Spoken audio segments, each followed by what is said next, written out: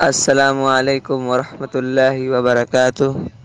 شیخ، سوال یہ ہے کہ کیا اذان کے وقت بیت الخلا جانا کیسا ہے؟ کچھ لوگ کہتے ہیں کہ اگر آپ اذان کا جواب دے رہے ہیں تو نہیں جائیے، اور اگر نہیں دے رہے ہیں تو جائیے۔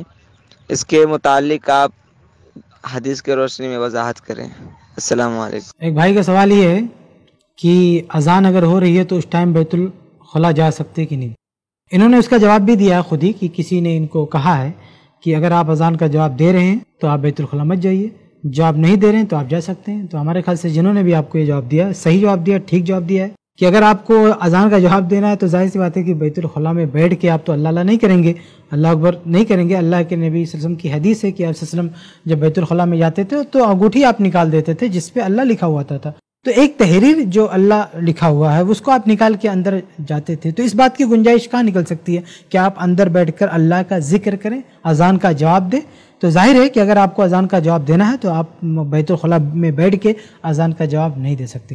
لیکن اگر آپ کو جواب نہیں دینا ہے، آپ کو بیت الخلا جانا ہے، کیونکہ اذان کا جواب دینا یہ بہت سارے علماء کے نزدیک واجب نہیں ہے، فرض نہیں ہے، ضروری نہیں ہے۔ تو اگر آپ جواب نہیں دینا چاہتے ہیں اور بیت الخلا جانا چاہتے ہیں تو آپ جا سکتے ہیں، اس میں کوئی حرج کی بات نہیں ہے۔ بلکہ اگر ایک آدمی کو بیت الخلا کی ضرورت ہے تو اس کو پہلے فارغ ہو جانا چاہیے اس سے، تاکہ وہ نماز اطمینان اور سکون کے ساتھ پڑھ سکے۔ اذان کا جواب دینا اتنا ضروری نہیں ہے جتنا ضروری اور جتنا اہم یہ ہے کہ آدمی ڈھنگ سے جو فرض نماز ہے اس کو ٹھیک طرح سے اس کو ادا کر لے جائے۔ تو خلاصہ ہے کہ جس نے بھی آپ کو یہ مشورہ دیا ہے، کہا ہے کہ آپ کو اگر جواب دینا ہے تو مت جائیے، اور اگر جواب نہیں دینا ہے تو آپ بیت الخلا جا سکتے ہیں، تو میرے خیال سے یہ جواب ٹھیک ہے، اس میں کوئی حرج کی بات نہیں۔ امید ہے کہ مسئلہ آپ کے لیے واضح ہو گیا ہوگا۔